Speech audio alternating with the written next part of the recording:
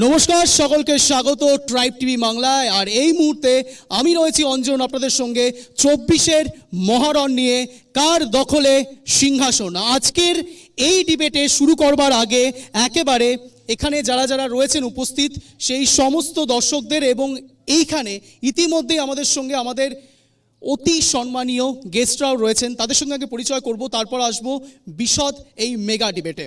আগে আপনাদের সঙ্গে পরিচয় করে নেবো। এই মুহূর্তে আমাদের সঙ্গে রয়েছে রাকেশ চৌধুরী, তৃণমূল কংগ্রেস; দেবজ্যোতি গোস্বামী, বামফ্রন্ট; আমাদের সঙ্গে রয়েছেন বিরাজ বোস, বিজেপি নেতা; আমাদের সঙ্গে রয়েছেন সুব্রত মুখোপাধ্যায়, কংগ্রেস নেতা। আপনাদের চারজনকেই অশেষ ধন্যবাদ ট্রাইব টিভি বাংলায় আসবার জন্য, জয়েন করার জন্য। 24-এর মহারণ কার দখলে সিংহাসন এই শো শুরু করব এখন। একেবারে বলা যেতে পারে যখন রাজ্যে একের পর এক বিভিন্ন রকম ইস্যু সামনে আসছে, মানুষের অনেক কথা উঠছে, প্রত্যেকটি নির্বাচন আসার আগেই সব নেতাদের নানান রকম প্রতিশ্রুতির ফলাফল বের হয়, আর সেখান থেকে মানুষের অনেক কিছু বলার থাকে, আর তারা বলে একটাই উত্তর দিয়ে, সেটা হলো হাতের এই আঙুলের ছাপ। আর এই আঙুলের ছাপ দিয়েই তারা প্রমাণ করে দেয় যে কাকে চাই আর কাকে চাই না। আর সেই বিষয় নিয়ে একেবারে প্রথম ইস্যু থাকবে ফার্স্ট সেগমেন্টের দুর্নীতি ইস্যু, এবং এই দুর্নীতি নিয়ে প্রত্যেকটি নেতা কি বলতে চাইছেন, তৃণমূল কংগ্রেসের পক্ষ থেকে তৃণমূল কংগ্রেস কি সাফাই দেবে, বিজেপি বা বাকি বিরোধী দলেরা কি বলছে জানার চেষ্টা করব। প্রথমেই চলে যাব একেবারে, যেহেতু দুর্নীতি প্রসঙ্গ, প্রথমেই তৃণমূল কংগ্রেস বলুন। দুর্নীতি তো ক্রিয়েটেড, তৈরি করা বিজেপির। যখন শুভেন্দু অধিকারী তোয়ালাতে মুড়ে টাকা নেয় তখন তিনি দুর্নীতিগ্রস্ত হন না। যখন হেমন্ত বিশ্ব শর্মার বিরুদ্ধে গোটা সারদা স্ক্যামের টাকা লুট করার দায় চাপে তিনি বিজেপির পতাকা তুলে তিনি শুদ্ধ হয়ে যান। সমস্ত জায়গায় যার বিরুদ্ধে বিজেপি বলেছে তারা বিজেপিতে জয়েন করেছে, তারা ধুয়ো তুলসী পাতা হয়ে গেছে। কিন্তু বিজেপির একটাই ইস্যু, দুর্নীতির ইস্যু, যে ইস্যু মানুষ আর এখন নিচ্ছে না। আপনি দেখবেন অশোক চৌহান, যেখানে মুম্বাইয়ের তিনি মহারাষ্ট্রের মুখ্যমন্ত্রী ছিলেন, দুবার মুখ্যমন্ত্রী ছিলেন, আদর্শ ঘোটালায় তার বিরুদ্ধে নাম উঠেছিল, কিন্তু তিনি বিজেপিতে জয়েন করেছেন, তার সব পাপ মুছে গেছে।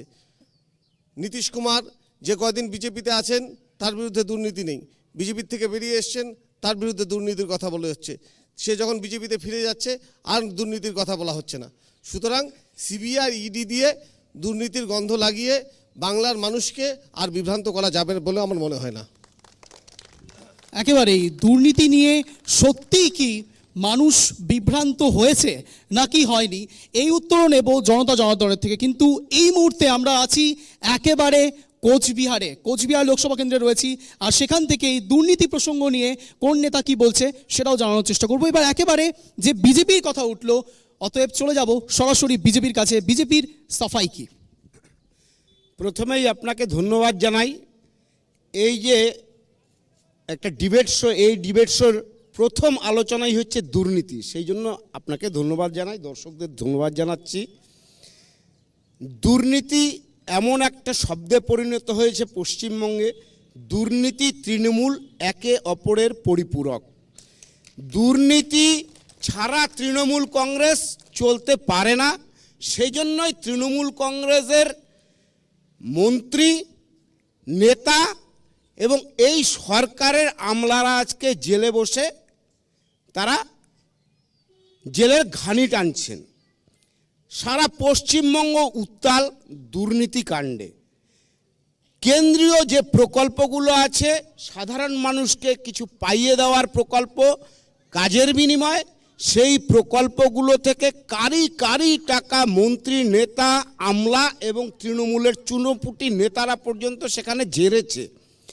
আপনারা জানেন যে কেন্দ্রীয় প্রকল্পের সবথেকে বড় ঘোটালা হয়েছে 100 দিনের কাজে।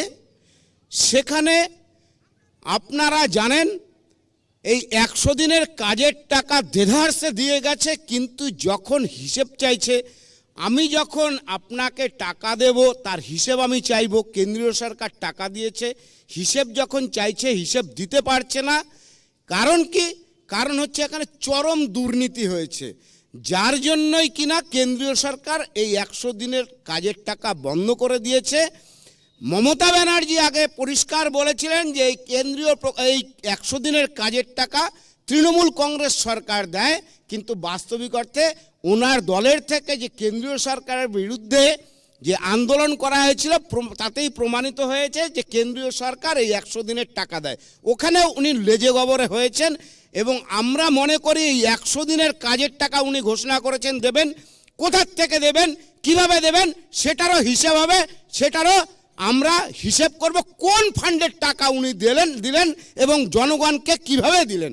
আমরা চাইব যারা প্রতারিত, যেই জনগণের এই 100 দিনের টাকা মেরেছে এরা, সেই জনগণের টাকা কিন্তু দিতে হবে এবং উনি সারেন্ডার করুক, তারপরে আমরা কি করি কিভাবে বুঝিয়ে দেয় সেটা আমরা দেব। উনি যদি ইউটিলাইজেশনটা দিয়ে দেয়, উনি যদি সেই হিসাবের খসড়া দিয়ে দেয়, আমরা সেই টাকা দিয়ে দেবো। আমরা বলেছি যে জনগণের টাকা দেওয়ার জন্য আমরা ডালি উজাড় করে বসে আছি, তুমি টাকা নাও, খরচ করো, হিসাব দাও, সেটা দিতে পারছে না। এখান থেকে মানুষ পরিষ্কার হয়ে গেছে যে তৃণমূল কংগ্রেস একটা দুর্নীতিগ্রস্ত, দুর্নীতিপরায়ণ দল।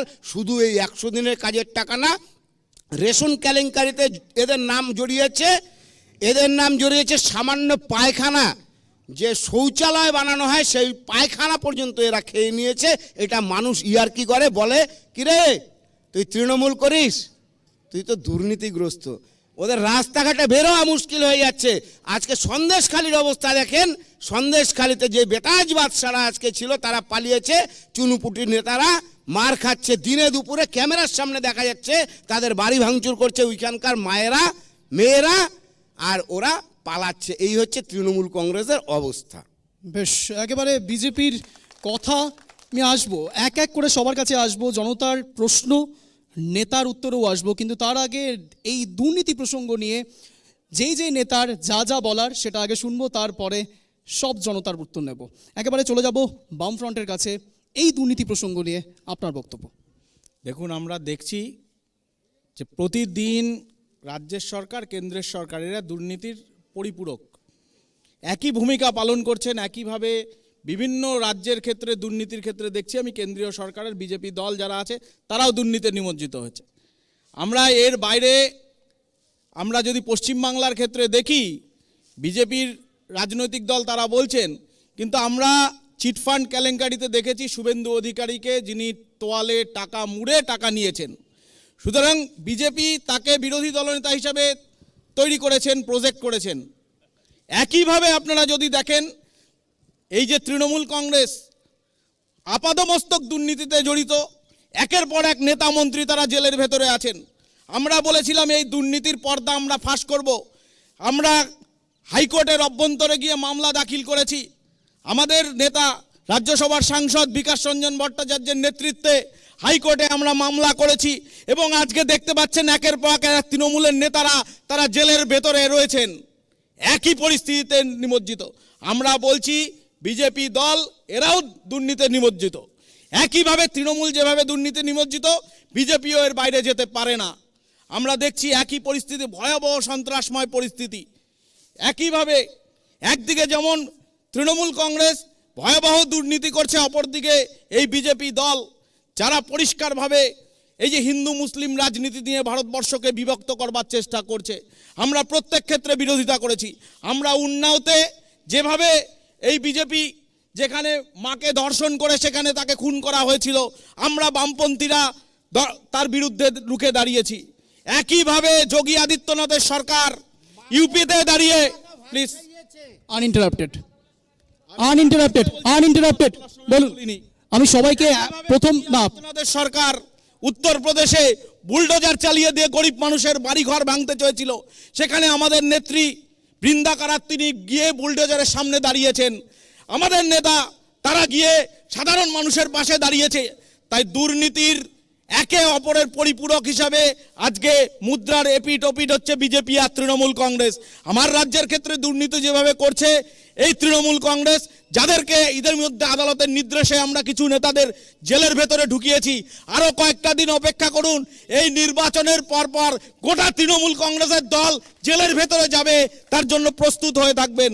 কিন্তু এর বাইরে বিজেপি দল নয়। কেন তৃণমূল কংগ্রেস, এই বিজেপির নেতা যখন তৃণমূল কংগ্রেসে ছিলেন, একের পর এক নেতা রাজীব ব্যানার্জির থেকে শুরু করে শুভেন্দু অধিকারীরা, তারা বিভিন্ন সময় বিজেপিতে গিয়ে তারা বলেছিলেন আমরা দুর্নীতির বাইরে। সংক্ষেপে দেখেছি যে এই তৃণমূল নেতা যিনি তৃণমূলে ছিলেন, এখন বিজেপির বিরোধী দলনেতা শুভেন্দু অধিকারী, তিনি বিভিন্নভাবে টাকা নিয়ে পরিবহন কেলেঙ্কারি, দুর্নীতিতে কেলেঙ্কারি, বিভিন্নভাবে তিনি টাকা খেয়েছেন। কেন বিজেপি তার বিরুদ্ধে ব্যবস্থা নিচ্ছেন না? দুর্নীতির কথা বলছেন অথচ তার বিরুদ্ধে ব্যবস্থা নিচ্ছেন না। মমতা ব্যানার্জি বলতেন রাজীব ব্যানার্জি দুর্নীতিতে নিমজ্জিত, আজকে রাজীব ব্যানার্জিকে তিনি আবার কোলে তুলে নিয়েছেন। গত কয়েকদিন আগে দেখলাম প্রেস মিডিয়ার মাধ্যমে তিনি আবার রাজীব ব্যানার্জি তৃণমূলের হয়ে কথা বলছেন। আমাদের প্রত্যেকের মনে আছে কুণাল বাবু সংক্ষেপে। তিনি পরিষ্কারভাবে বলেছিলেন যে এই সারদা কেলেঙ্কারির সবচেয়ে বেশি বেনিফিশিয়ারি আজকে মমতা ব্যানার্জি, যিনি প্রিজন ভ্যান চাপড়ে বলেছিলেন, আজকে তিনি আবার তৃণমূল কংগ্রেসে বলছেন। তাই এই দুটো দলের মুখ থেকে সততার প্রশ্ন মানুষ আর বিশ্বাস করেন না। তাই মানুষ ঐক্যবদ্ধ হচ্ছে। এই সন্দেশখালিতে সাধারণ মানুষ, গ্রামের গরিব মানুষ, খেটে খাওয়া মানুষ, মেহনতি মজদুর মানুষ, তারা ঐক্যবদ্ধ হয়েছে। একদিকে তৃণমূল কংগ্রেস আর একদিকে বিজেপির নেতাদের বিরুদ্ধে ঐক্যবদ্ধভাবে বাংলাকে ভাগ করার চক্রান্তের বিরুদ্ধে তারা রুখে দাঁড়িয়েছে। সমস্ত মানুষ ঐক্যবদ্ধ হচ্ছে লাল ঝান্ডা নিয়ে। আগামী দিনে গোটা ভারতবর্ষ জুড়ে আন্দোলন, পশ্চিমবাংলায় আন্দোলন গড়ে উঠছে। একেবারে কতটা আন্দোলন গড়ে উঠছে সেটা সব থেকে ভালো বলতে পারবে জনতা। তার কারণ একেবারে 2024 লোকসভা নির্বাচন অতি আসন্ন আর মানুষ ভোটটা দিতে প্রস্তুত। এবার একেবারে চলে যাব কংগ্রেসের কাছে। বলুন আপনার বক্তব্য, 2 মিনিট স্ট্যান্ড পয়েন্ট। দেখুন, প্রসঙ্গ যখন দুর্নীতি, তখন এই দুর্নীতি প্রসঙ্গ যখন আসে তখন স্বাভাবিকভাবেই তৃণমূল এবং বিজেপির যে করে যাওয়া দুর্নীতিগুলো সেগুলোর কথা মনে পড়ে যায়। এই বাংলায় শুধু যে তৃণমূল দুর্নীতিগ্রস্ত সেটা কিন্তু নয়, একের পর এক আপনারা শিক্ষা বলুন, স্বাস্থ্য বলুন, যেখানেই হাত দিবেন এই বাংলায় যেমন দুর্নীতির গন্ধ পাবেন, ঠিক তেমনি আপনারা একটা জিনিস লক্ষ্য করেছেন নিশ্চয়ই, যে এই বাংলায় ঘটে যাওয়া সারদা কেলেঙ্কারি, সেখানে আমরা টিভির পর্দায় যাদেরকে টাকা নিতে দেখেছি, তারা শিবির চেঞ্জ করে যখন তৃণমূলে যোগদান করে তখন তারা ধোয়া তুলসী পাতা হয়ে যায়। আজ অমিত শাহর ছেলে জয় শাহর কোম্পানি যখন ধুঁকতে বসেছিল, লসে রান করছিল, তখন কোন মন্ত্র শক্তির বলে রাতারাতি সেই কোম্পানির লাভ এক উচ্চ শিখরে পৌঁছে যায়। আজ বাংলার মানুষ তথা দেশের মানুষ জানতে চায়। অন্তত নরেন্দ্র মোদী তথা বিজেপির নেতৃত্বদের কাছে আমাদের একটাই প্রশ্ন, যে কোন মন্ত্র শক্তির বলে অমিত শাহর ছেলে জয় শাহ রাতারাতি তার ব্যবসা ফুলে ফেপে ঢোল হয়ে গেল? অন্তত এই দেশের বেকার যুবকদের অন্তত একবার বলুন। অন্তত এই বেকার দেশের বেকার যুবকরা সেই মন্ত্র শক্তি ব্যবহার করে দিনে দুমুঠো খাবারের অন্তত যোগান নিজেরাই করে নিতে পারবে। শুধু তাই নয়, এই দেশে আপনারা আরেকটা জিনিস দেখেছেন, নরেন্দ্র মোদী একের পর এক যখন এই যে বেটি বাঁচাও বেটি পড়াও কথাগুলো বলে থাকেন, তখন এই দেশের বিভিন্ন জায়গায় বিশেষ করে বিজেপি শাসিত রাজ্যে যখন মায়েরা ধর্ষিত হচ্ছে, লুণ্ঠিত হচ্ছে, তখন কিন্তু নরেন্দ্র মোদীর সেখানে আমরা দেখা পাচ্ছি না, বিজেপি নেতৃত্বের দ্বারা আমরা দেখতে পাচ্ছি না। শুধু এই রাজ্যে তৃণমূলের বিরুদ্ধে শুধু তৃণমূলের বিরুদ্ধেই যে সিবিআই বা সিআইডি এরা ব্যবহার করছে তা কিন্তু নয়। দুর্নীতি দমন করতে গেলে সিবিআইকে তার নিরপেক্ষতা বজায় রাখতে হবে। আমরা একটা সময় দেখেছি এই বিজেপি সরকার যখন ক্ষমতায় ছিল না, আমি বলছি না যে বিজেপি বিরোধী অন্যান্য রাজনৈতিক দলগুলো সকলেই যে ধোয়া তুলসী পাতা সেটা কিন্তু বলছি না, কিন্তু কখনো যদি কোনো অন্যায় ঘটে থাকতো তখন তার বিরুদ্ধে কিন্তু পদক্ষেপ হতো। কিন্তু দুর্ভাগ্যের বিষয়, এই রাজ্যে তৃণমূল কংগ্রেস এবং এই দেশে বিজেপি ক্ষমতায় আসার পরে আমরা কিন্তু সিবিআই এর নিরপেক্ষতা নিয়ে দেশের মানুষ কিন্তু প্রশ্ন তুলছে। আজ এই যে নোটবন্দি, এই নোটবন্দিতে সবচাইতে লাভবান করা হলো বলুন কি কারণে নোটবন্দি? প্রত্যেকটা ভারতবর্ষের নাগরিকের অ্যাকাউন্টে 15 লক্ষ ঢুকিয়ে দেওয়ার স্বপ্ন দেখিয়েছিলেন যারা, নোটবন্দি তো হলো, কিন্তু আজ সেই নোটবন্দির টাকা কোথায় গেল? সাদা টাকা, কালো টাকা আজ রাতারাতি। বেশ বেশ, আপনার সময় শেষ। এবার একেবারে এই সেগমেন্টের উপর, যেখানে একেবারে জনতার প্রশ্ন থাকবে, নেতার উত্তর থাকবে, আর এই সেগমেন্ট এখানেই শেষ করছি।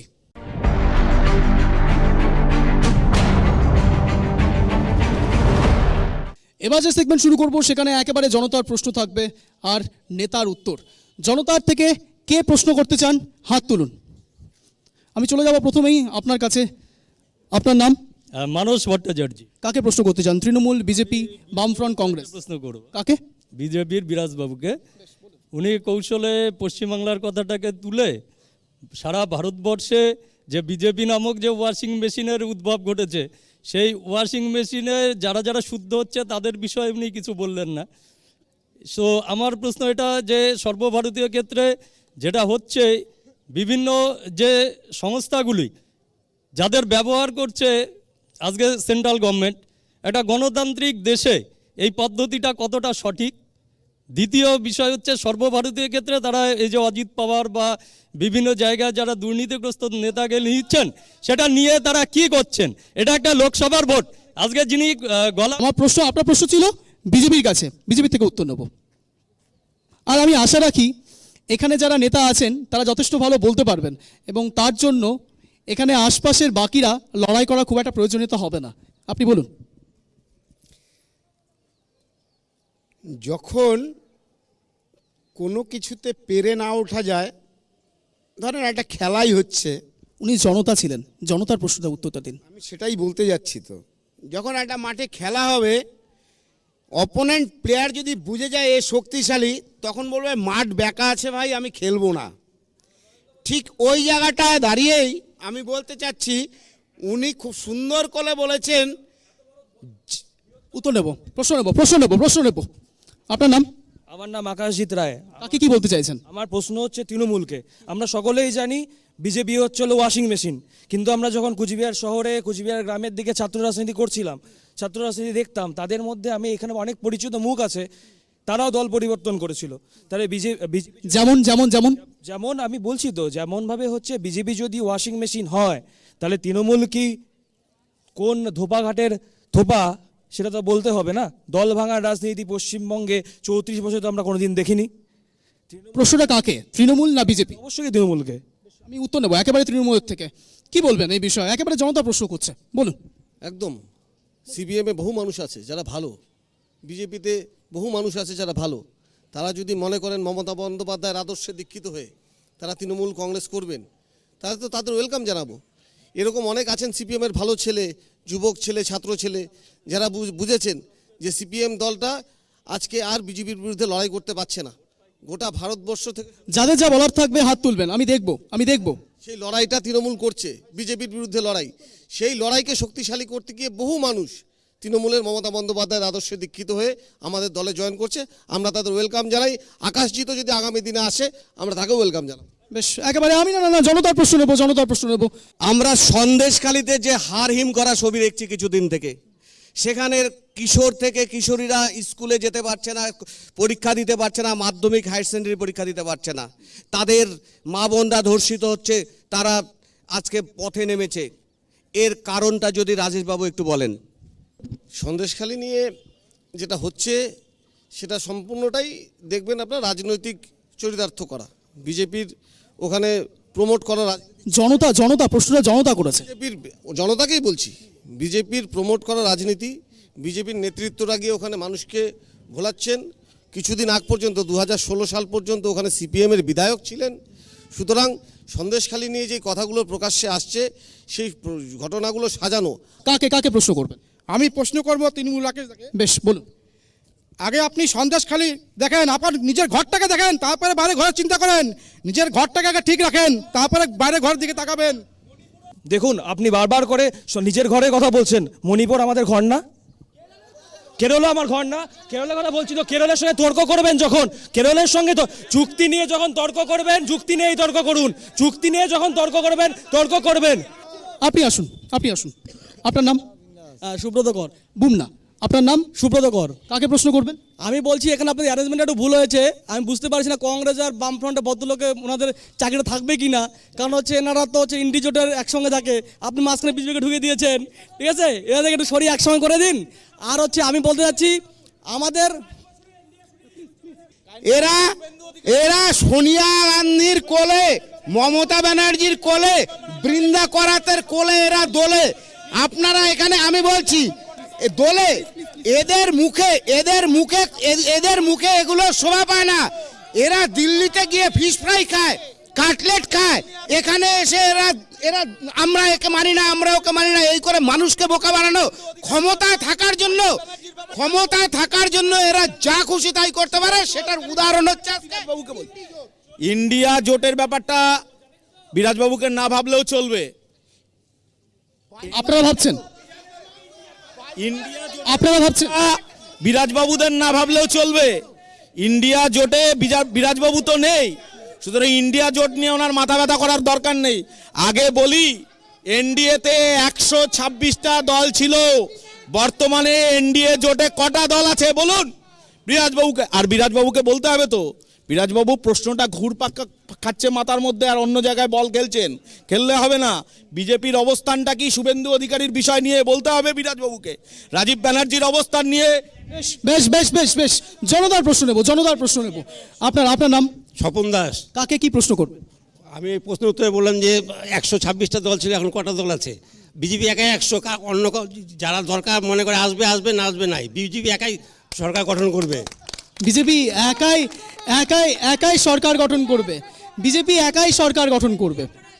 আমি জানি না যে ভদ্রলোক প্রশ্ন রাখলেন উনি বিজেপি দলের প্রতিনিধিত্ব করেন কিনা। না না, এখানে সবাই জনতা জনার্দন। নরেন্দ্র মোদী, অমিত শাহরা বারবার তাদের এনডিএ জোটকে শক্তিশালী করার চেষ্টা করছেন। আপনার নাম? আমার নাম কণিকা সিংহ। কাকে কি প্রশ্ন করবেন? আমার প্রশ্নটা বিজেপিকে। হ্যাঁ, আমরা দেখতে পাচ্ছি বেটি বাঁচাও বেটি পড়াও নিয়ে স্লোগান দেওয়া হচ্ছে। এদিকে আমরা যারা ছাত্রী স্কুল কলেজে বা সোশ্যাল মিডিয়াতে আমরা যখন ভিন্ন মত প্রকাশ করি, ভিন্ন রাজনীতি করি, তখন সেক্ষেত্রে আমাদের মেয়েদের ওপর কখনো বা ধর্ষণ, কখনো বিভিন্ন অরুচিকর মন্তব্য করা হয় বাজে ভাষায়, কখনো মা বোনকে নিয়ে গালাগাল দেওয়া হয়। এটা কি তাদের কালচার? এটাই আমার প্রশ্ন। উত্তর নিতে হবে। খুব সিরিয়াস প্রশ্ন। মাঝখানে কেউ ইন্টারাপ্ট করবেন না। বিজেপিকে প্রশ্ন করেছে, বিজেপি উত্তর দেবে।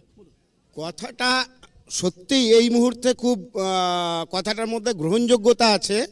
আমি খুব অ্যাপ্রিসিয়েট করলাম, এতটুকু বাচ্চা মেয়ে, কলেজে পড়ে বোধহয়, এই কথাটা বললো। এটা বিজেপিকে কেন বললো সেটা আমি বুঝতে পারলাম না। এটা বলা উচিত ছিল তৃণমূলকে। এই কারণেই বলছি, সন্দেশখালি জ্বলছে, মা বোনেরা কাঁদছে, সন্দেশখালি জ্বলছে। ও পশ্চিমবঙ্গে থেকে, কুচবিহারে থেকে ও কেমন করে বিজেপির দিকে আঙুল তুললো আমি তো বুঝতে পারলাম না। বলা উচিত ছিল তৃণমূলকে, যেহেতু সন্দেশখালি এই মুহূর্তে জ্বলছে, একটা টাটকা ইস্যু, ওর মাথাটা গুলিয়ে গেছে হয়তো, সেজন্য বিজেপিকে বলেছে তৃণমূলকে কেন আড়াল করতে চাইছে, যেহেতু সন্দেশখালি এই মুহূর্তে অগ্নিগর্ভ। এটা আমার বোধগম্য হলো না। আমাদের কথা হচ্ছে বেটি বাঁচাও বেটি পড়াও। আমি বলতে যাচ্ছি, আপনার নাম?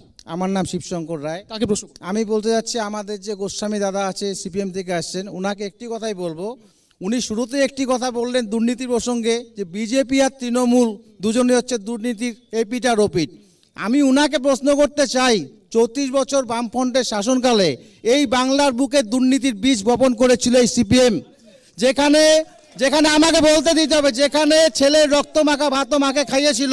আর আজকে যে তৃণমূল দলটা চলছে, তার বেশিরভাগ সিপিএম থেকে আসা সমর্থকরা, যারা আজকে তৃণমূল দল চালাচ্ছে, সবাই সিপিএম এর কমরেডরা, হার মাত্রায় আজকে তৃণমূল দলের কান্নারি। বেশ বামফ্রন্টের থেকে উত্তর নেব, বলুন। ওনার প্রশ্নের উত্তর প্রথমেই দেই। গত 4 দিন আগে সুপ্রিম কোর্ট ইলেকটোরাল বন্ড নিয়ে ভারতবর্ষের মানুষের কাছে দেখিয়েছে, এই ইলেকটোরাল বন্ডের নাম করে সবচেয়ে বেশি দুর্নীতিতে বিজেপি দল, তার শিরোনামে। দ্বিতীয়ত, এই 34 বছরের, উনি কত বছর বিজেপি করে জানেন না, 34 বছরে সিপিএমের একজন নেতা একদম নিচুতলার কর্মীও বলছি, একজন নেতা দেখাতে পারবেন না যে 34 বছর পরে তাকে জেল কাটতে হয়েছে। জনতার প্রশ্ন নেতার উত্তরে, জনতার প্রশ্ন বেশি ইম্পর্টেন্ট, তার কারণ নেতা তৈরি হয় জনতার ভোটে। বলুন। আমি সিপিএমের ওই রেডকম নেতাকে একটু বলতে চাই যে এই 34 বছর সিপিএম শাসন করেছিল, কিন্তু সিপিএম এই পশ্চিমবঙ্গে কম্পিউটার আনতে চায়নি, এই ইন্টারনেট ব্যবস্থাকে চালু রাখতে চায়নি। কেন? কারণ তাদের এই মুখোশগুলো ফাঁস হয়ে যাবে।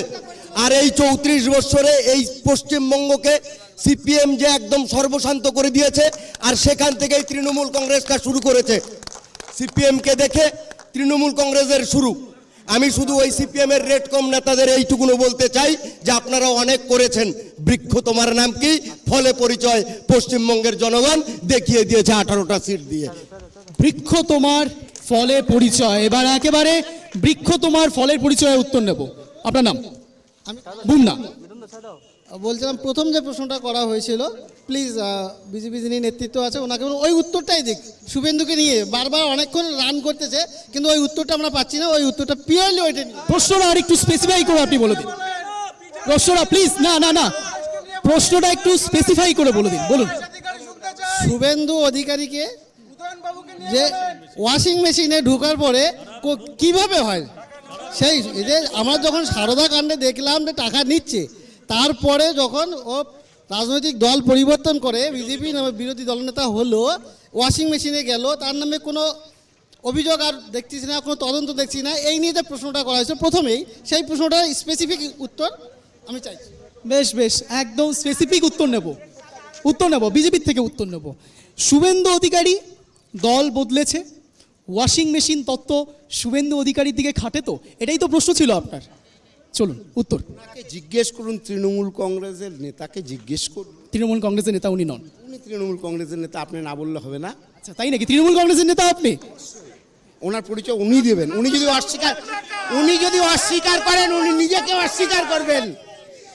আমি গলা জোর করে বলবো, আমার উত্তরটা দেবো। আমি বিজেপির লোক, বিজেপির কার্যকর্তা। আপনি অস্বীকার করতে পারবেন তৃণমূলের নেতা নয়? লজ্জা লাগে কেন তৃণমূলের নেতা বলতে? এত লজ্জা তৃণমূলের নেতা বলতে? আপনার তৃণমূলের নেতা বলতে এত লজ্জা? আপনি এখানে দাঁড়িয়ে আছেন, আপনার আসা উচিত ছিল না। বিরাজবাবু শুভেন্দু অধিকারীর দুর্নীতি নিয়ে কোনো কথা বলতে পারলেন না, এটাই স্বাভাবিক কথা। আমরা বলছি শুভেন্দু অধিকারীর দুর্নীতি নিয়ে আপনি শেখ শাহজাহান নিয়ে কথা বলতে পারবেন? একদম নিশ্চয়ই বলবো। বলুন, কি বলবেন? এবার অ্যাঙ্কারের প্রশ্ন, এবার সঞ্চালকের প্রশ্ন। শেখ শাহজাহান নিয়ে বলুন। শেখ শাহজাহান কোথায় আছে? রাজ্যের কেন্দ্রের যারা ইনভেস্টিগেটিং এজেন্সি তাদেরকে বলতে হবে তো শেখ শাহজাহান কোথায় আছে, তাদের গ্রেপ্তার করতে হবে। শেখ শাহজাহানের ইতিহাস কি? কোনো ইতিহাস নাই, কোনো জায়গায় দেখাতে পারবেন না। শেখ শাহজাহান এতদিন ধরে শেখ শাহজাহানের বিরুদ্ধে বামপন্থীরা বলছে, নিরাপদ সর্দার সেখানে আমাদের এমএলএ ছিল, বারবার করে বলছে শেখ শাহজাহানরা তৃণমূলের সঙ্গে তার সাচুর্যে আজকে এত পয়সা তারা 11 বছরের মধ্যে কামিয়েছে। আমরা বারবার করে বলছি শেখ শাহজাহানকে গ্রেপ্তার করুক, তো উনি বলুক যে শুভেন্দু অধিকারীকে গ্রেপ্তার করতে হবে। বিরাজদার কাছে প্রশ্ন, বলুক শুভেন্দু অধিকারীকে গ্রেপ্তার করতে হবে। আমাদের উত্তরবঙ্গের উন্নয়ন মন্ত্রী উদয়ন গুহ মহাশয়, উনি কিছুদিন আগে বলেছিল বামফ্রন্টে থাকার সময় উদয়ন গুহর যে বাবা কমল গ্রহ, সে নাকি চোর ছিল। এর পরবর্তীতে আগামীতে উনার ছেলে উদয়ন গুহর ছেলে বলবে যে আমার বাবা চোর ছিল। সেটা হলো তৃণমূলের বাস্তবিক চিত্র। 3টা প্রশ্নের উত্তর আমি দিচ্ছি। প্রথমে বন্ধু বলার সময় বলছিল যে কম্পিউটার বামফ্রন্ট সরিয়ে দিয়েছিল, ওই বন্ধুকে উত্তর দিচ্ছি, ভারতবর্ষে যেখানে সেক্টর 5 তৈরি হয়নি, 1995 সালে বিধাননগরে জ্যোতিবাবুর হাত দিয়ে সেক্টর 5টা তৈরি হয়েছিল। তারপর কেন সেক্টর 6, 10, 11 তৈরি হলো সেটা তৃণমূল উত্তর দিবে। দ্বিতীয় প্রশ্ন, সন্দেশখালী নিয়ে। এই হচ্ছে, আপনাকে যদি ছবিটা দেখাতে পারি, সন্দেশখালীর গ্রামে দেবী দুর্গার পাশে আমাদের নেতা কমরেড অনিল বোসের ছবি। এইভাবে আমরা ধর্ম এবং কমিউনিজমকে সহাবস্থান করছিল। তো ধর্ম ভাগ করে রাজনীতি করা যাবে না। বামপন্থীদের মাটি, তেভাগা আন্দোলনের মাটি পশ্চিমবঙ্গ, এখানে বিজেপি যদি ধর্মের নামে রাজনীতি করে অনেক দিন আগে বাপি বাড়ি চলে যাবে। 3 নম্বর উত্তর বলার সময় বিরাজদা বলছিলেন বিরাজদা, সন্দেশখালির বিষয়ে যত টাকা বেশি না আপনারা অল আউট করেছেন, তার থেকে বেশি আমরা অল আউট করেছি। কারণ আপনাদের পিছনে শঙ্কর ঘোষ আমাদের নেতা ছিল, আজকে আপনার বিজেপির এমএলএ হয়েছেন। শুভেন্দু অধিকারী সেই সময় তৃণমূলের নেতা ছিল, আজকে নেতা হয়েছেন আপনার দলে, তাই তো? তো আপনারা বিরোধিতা করতে পারবেন না। বিরোধিতা করতে গেলে আপনাদের অনেক কাল পিছিয়ে যেতে হবে। জনতার প্রশ্ন শুনবো। আমার একটাই প্রশ্ন, দেখুন এখানে আমরা সবাই ভারত মায়ের সন্তান, এটাকে ভাবতে হবে। তো সেই জায়গায় দাঁড়িয়ে আমরা কি সুন্দর আজকে এই দেবীবাড়ির ময়দানে সবাই কি সুন্দর দাঁড়িয়েছি, কিন্তু একটা জিনিস লক্ষ্য করে আমি দেখাতে চাই, আপনাদের ক্যামেরাম্যানকে শুধু একটু বলতে চাই, এই টোটাল ছবিটা একটু খালি দেখান, তারপরে আমি বলবো দেখুন তৃণমূল, কংগ্রেস, সিপিএম কি সুন্দর দেখুন হাতে হাত মিলিয়ে ওই ইন্ডির পিন্ডি যে চটকে গেছে, এবার যে 400 সিট পার হবে সেটা পশ্চিমবঙ্গের জনগণের সাথে সাথে কুচবিহারের জেলার মানুষ দেখিয়ে দেবে।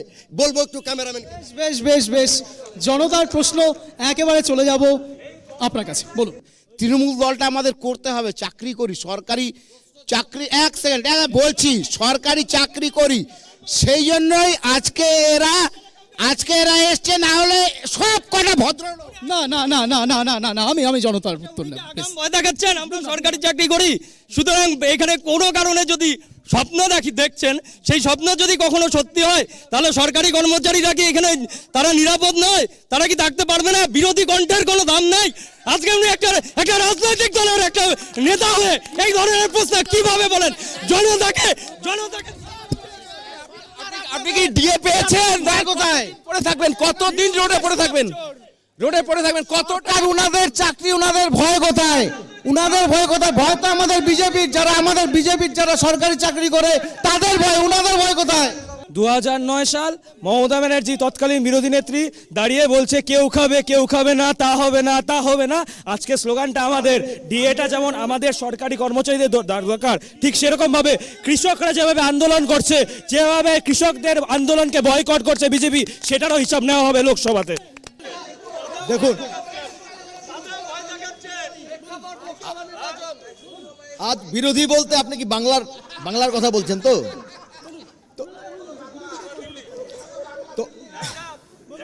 ওনারা যে কথাটা বললেন শুনুন, যে বিরোধীদের কণ্ঠকে এভাবে কি রোধ করা যায়, আপনি আপনার কথা মতো আর কি। তো সেই জায়গাটায় দাঁড়িয়ে আমি একটা কথাই বলবো, যে এই বাংলায় বিরোধী বলতে তো এখানে বিজেপি আজকে 18টা সিট এখানে ওরা দখল করেছে, কিন্তু সেই জায়গায় দাঁড়িয়ে আজ আন্দোলনটা কিন্তু করছে কিন্তু আজকে এখানে বামপন্থী এবং কংগ্রেসীরা।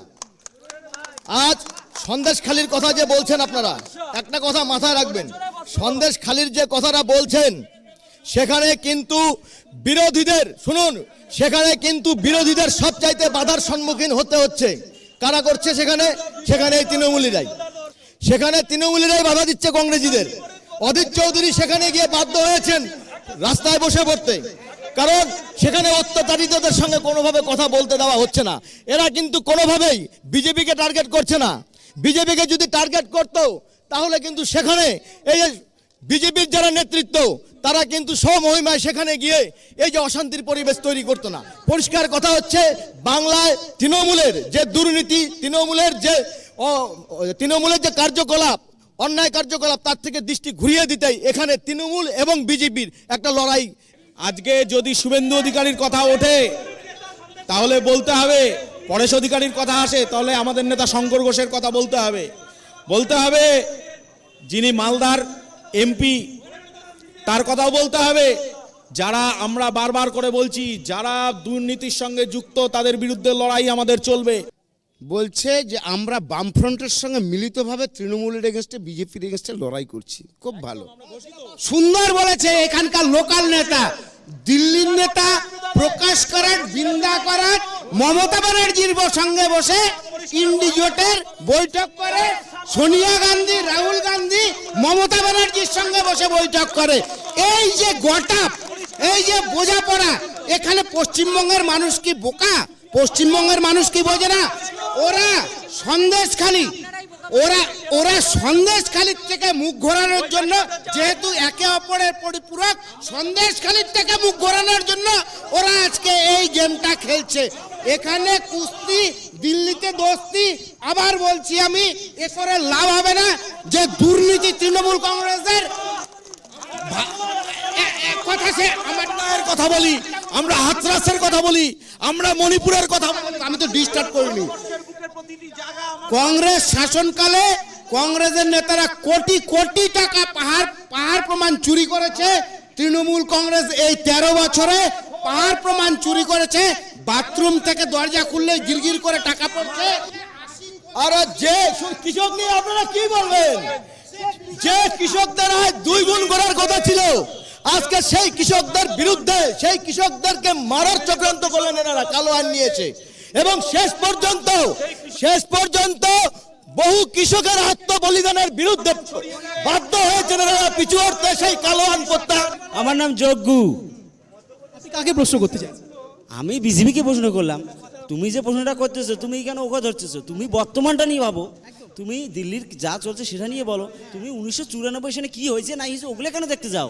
বর্তমান সরকারকে তুমি প্রশ্ন করো। এটা হচ্ছে জনতার আওয়াজ, এটা জনতার আওয়াজ। প্রধানমন্ত্রী যা করছে সেটাকে তুমি দেখো।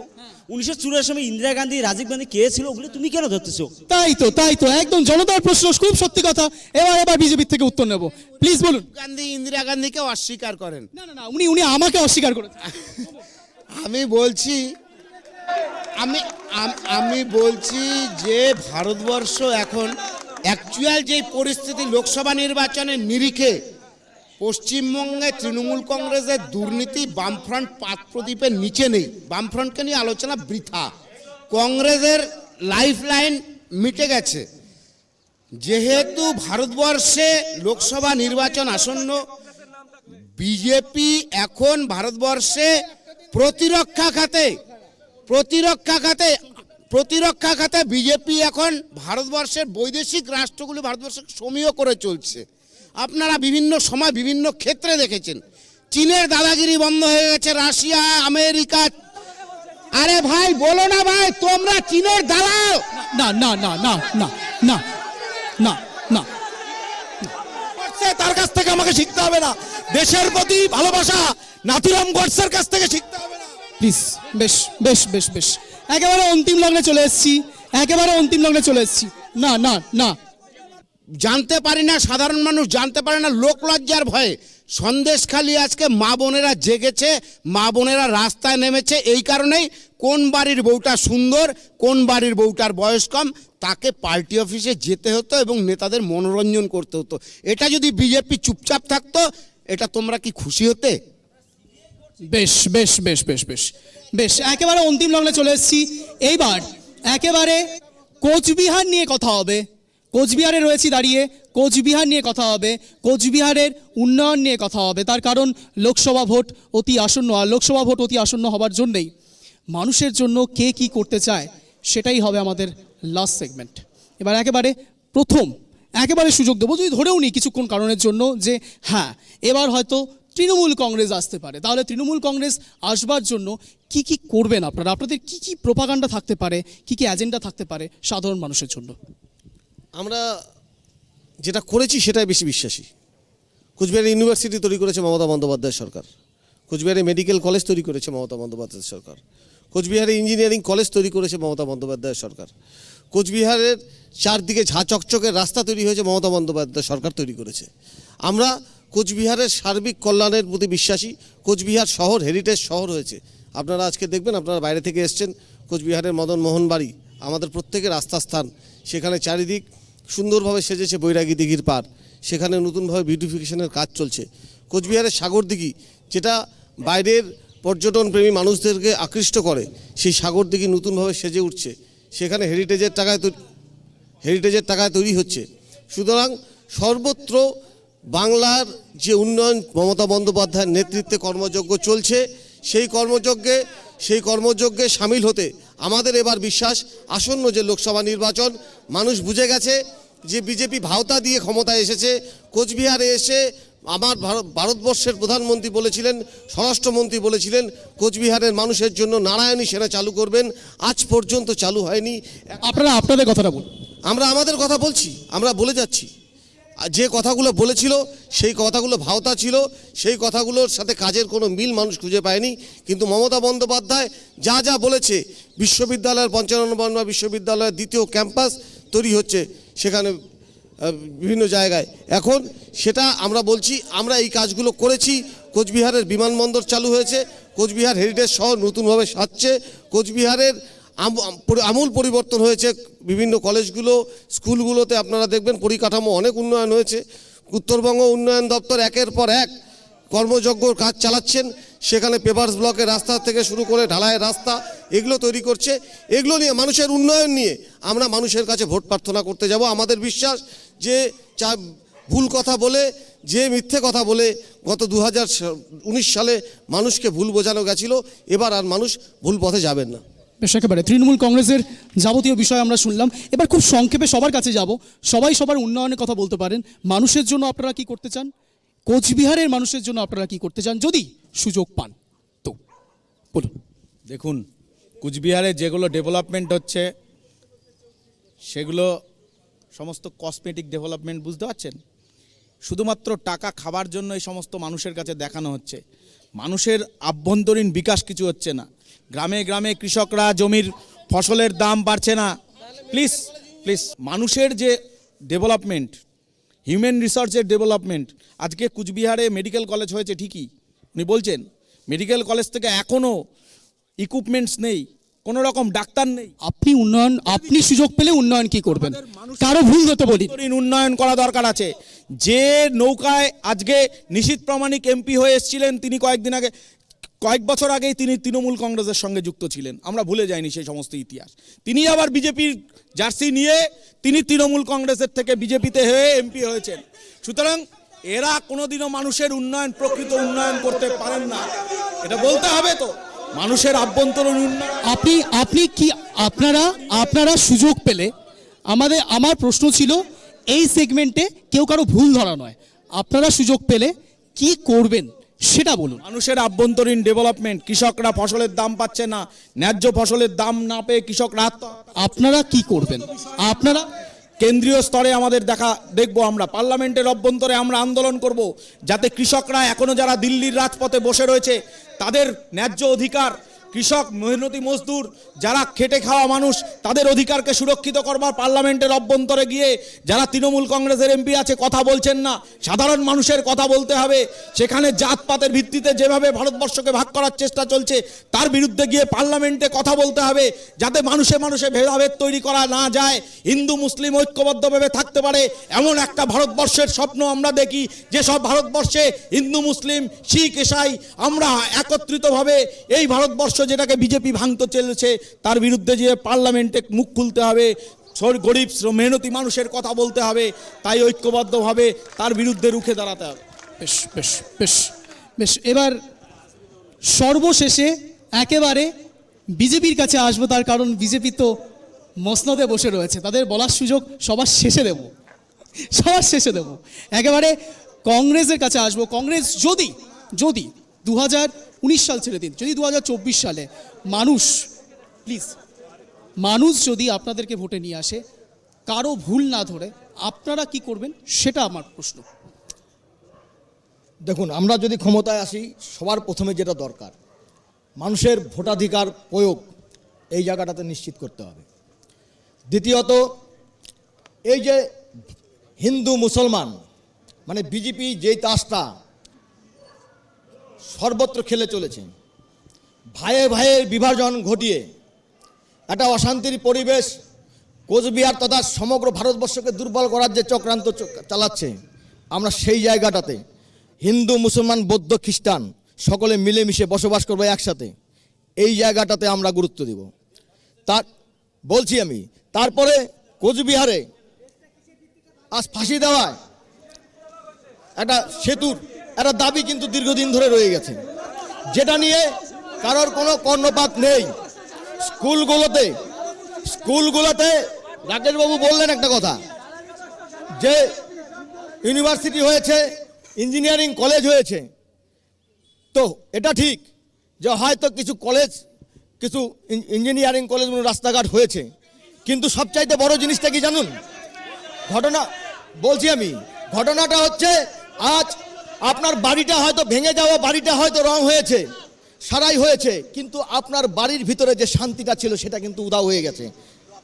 অর্থাৎ কোচবিহারের মানুষ যেন শান্তিতে বসবাস করতে পারে, কোচবিহারের মানুষের মঙ্গলেই আজ আমরা কাজ করে যাব, এটুকুই আপনাকে বলতে পারি। বেশ বেশ, একেবারে অন্তিম লগ্নে চলে এসেছি। কংগ্রেসের জয়রাম রমেশ, মমতা বন্দ্যোপাধ্যায় কথা বলছে, এখানে অধীর চৌধুরী বা এনারা যারা আছেন তারা কথা না বললেই মনে হয় জোটের পক্ষে ভালো হবে। বেশ, এবার একেবারে অন্তিম লগ্নে এসে বিজেপির পয়েন্ট অফ ভিউ জানবো। তার কারণ 2019-এর পরে 2024 আবারও যদি সুযোগ দেয়, তাহলে আপনারা যেই কাজগুলো ভুল হয়েছে বলে মনে হচ্ছে সেই জিনিসগুলো কি ঠিক করার চেষ্টা আপনারা করবেন, নাকি আপনারা মনে করেন আপনারা সব ঠিক করেছেন? তোমরা তো ভাই বড় না না না না,